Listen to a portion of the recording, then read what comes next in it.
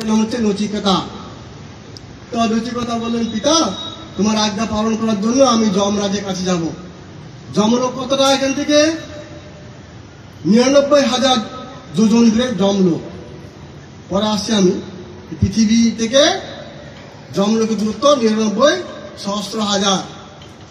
তো যাই হোক, সেখানে গেছেন, কে গেছেন? নচিকেতা। গিয়ে যমরাজ ছিলেন। মানে আত্মতত্ত্ব কত ইম্পর্টেন্ট, এই ঘটনার মাধ্যমে আপনারা সকলে জানতে পারবেন যে আত্মতত্ত্বটা জানার জন্য মানুষের জন্ম, নিজেকে জানার জন্য। তো যমরাজকে দেখতে পেলেন না, তিনি 3 দিনের জন্য কোথায় গেছেন? বাইরে গেছেন। তো 3 দিন পর যখন আসছেন, তখন যমরাজ খুব দুঃখিত হয়ে বলছেন, নচিকেতা তোমার সেবা শুশ্রূষা কিছু করতে পারলাম না, তুমি আমার অতিথি, তো তুমি 3টি বর চাও। তখন নচিকেতা বললেন, আমাকে প্রথম বর দেন যেন পিতা আমাকে আগের মতো ভালোবাসেন। তথাস্তু মানে তথা মানে তেমন, অস্তু মানে হোক, তাই হোক। দ্বিতীয় বর কি চাইলেন? বললেন যেন স্বর্গে কিভাবে যেতে হয়, স্বর্গে যাওয়ার রাস্তা কি, স্বর্গে কিভাবে যাওয়া যায়। তখন যমরাজ বলছেন, দুভাবে স্বর্গে যাওয়া যায়। স্বর্গে যাওয়ার, আমরা তো পৃথিবীতে আছি, স্বর্গ হচ্ছে আমাদের ঠিক ভূব স্বর্গ, এখান থেকে 15 লক্ষ যোজন দূরে স্বর্গলোক। তো সেখানে কি করে যাওয়া যায়? দুভাবে যাওয়া যায়। যমরাজ বলছে, কি কি? হত বা প্রাপ্যসি স্বর্গং জিত্তা বা ভোক্যসে মহিম। ভগবানও বললেন, যদি হত হয়ে যায় যুদ্ধক্ষেত্রে, হত বা প্রাপ্যসি স্বর্গং, তাহলে হে অর্জুন তুমি যদি হত হয়ে যাও তাহলে কোথায় যাবে? স্বর্গলোকে যাবে। যুদ্ধক্ষেত্রে যদি হত হয়ে যায় সেখানে স্বর্গ প্রাপ্তি হয়, এই একটা। আর 2 নম্বর, যদি দান ধ্যান যজ্ঞ তপস্যা এগুলো করা হয় তাহলে সে স্বর্গ প্রাপ্তি হয়।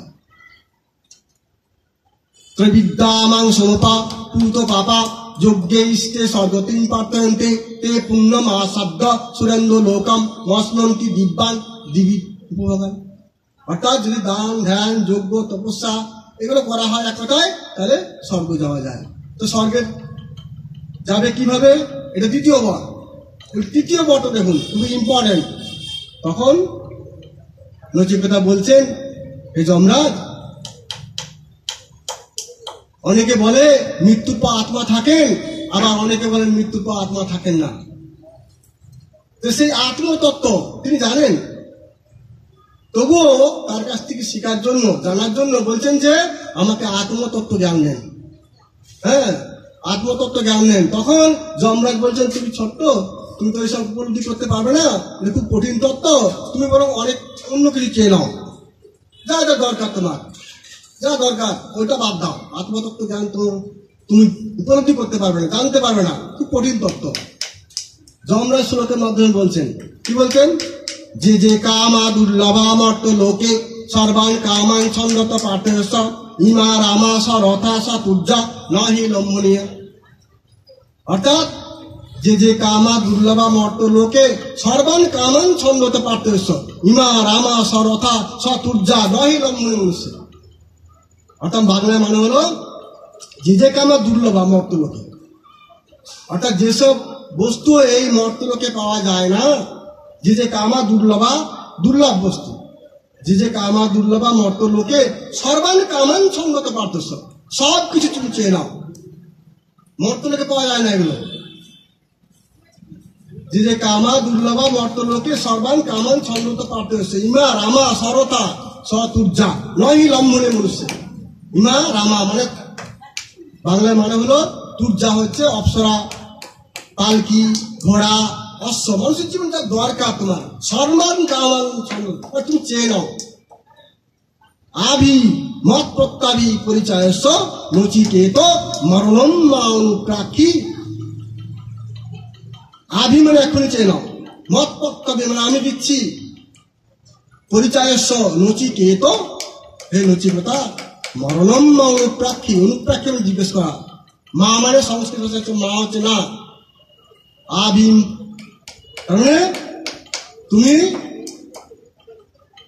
তাহলে যে যে কামা দুর্লভা মর্ত লোকে সর্বান কামান ছন্দত পার্থেস্ব ইমা রামা সরথা সতুর্যা নহি লম্বনের মনুষ্যে আভি মত প্রত্যাভি পরিচয়স্ব নচিকেত মরণম মা অনুপ্রাপ্তি। মৃত্যুর পর কি হয় তুমি আজ জিজ্ঞেস করো না, মরণম মা অনুপ্রাপ্তি জিজ্ঞেস করো। তো সে নচিকেত সাড়াবার পাত্র না, সে বললো না না, এই যে ভোগ সুখ দিচ্ছ, অপ্সরা, পালকি, ঘোড়া, রথ, এগুলো কতদিনের জন্য ভোগ করবো? দুদিন ভোগ করবো, হ্যাঁ দুদিন ভোগ করবো, তারপর কি সব ছাড়তে হবে? তাই আবার উল্টো তিনি বলছেন আবার ধনানি ভোমা পশবস্ত্র গোষ্ঠে নারী গৃহদারী সুতা শ্মশানে দেহ চিতায়ান পরলোক মার্গে ধর্ম অনুগ জীবগচ্যুতে কা। নচিকেতা বলছেন যমরাজ যেগুলো বললে কি ধন সম্পদ যা দিবে, ধনানি ভূম ভূমিতে পড়ে থাকবে, অসবস্য গোষ্ঠে পশুগুলি গোশালায় বাঁধা থাকবে, নারী গৃহদারী নারী সঙ্গ দেবে কতটা গৃহদারী, সুতা শ্মশানে সুতা মানে পুত্র সঙ্গ দেবে শ্মশান পর্যন্ত, দেহ চিতায়ান আর আমার দেহটা এত ভালো এত ভালোবাসি সেটাও আমার সঙ্গ দিচ্ছে কতটা চিতা পর্যন্ত। দেহ চিতায়ান পরলোক মার্গে ধর্ম অনুগ জীব গচ্যুতেকা। সেই পরলোক মার্গে আমাকে কি করতে হবে? ধর্ম যাবে আর আমাকে একা যেতে হবে। আর কি সঙ্গে যাবে? আমাদের কীর্তন ভজন হরিনাম এগুলো সঙ্গে যাবে।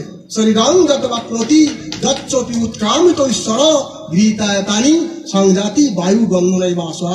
শরীর থেকে যখন ঈশ্বর চলে যান তখন কি যায়? আমার কর্মগুলো যায়। যেমন ফুল গন্ধ পায়